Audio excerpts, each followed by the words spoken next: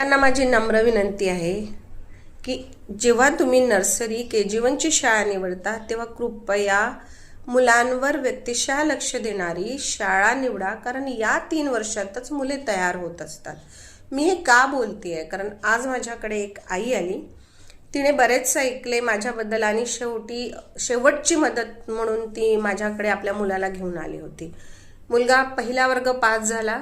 RTE मध्ये number मोठ्या शाळेत लागल्यामुळे तिने आनंदाने तीही गोष्ट शेअर केली की मॅडम RTE मध्ये नंबर लागला आहे, फर्स्ट स्टँडर्ड पास झालाय, पण याला काही लिहिता येत नाही, हे आता याच्या टीचरनी मला सांगितलं आहे.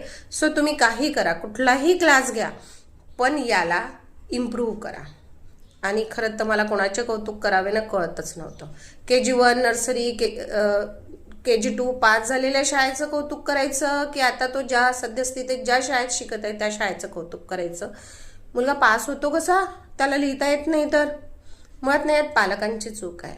आम्हा पालकांना ना आजकाल मुलांबद्दल थोडं कमी ऐकून घ्यायची सवयच नाही. आम्हाला ना मुलांचे छान छान सगळं ऐकायचीच सवय झालेली आहे.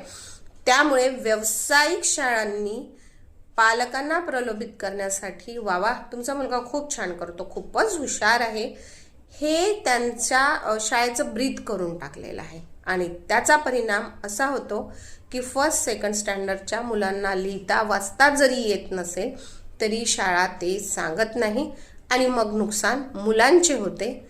आणि मग मला प्रश्न पडतो की पालकांनो, तुम्हाला शाळा फक्त फॅशन म्हणून हवी आहे की खरंच तुम्हाला मुलांना शिकवायचं आहे?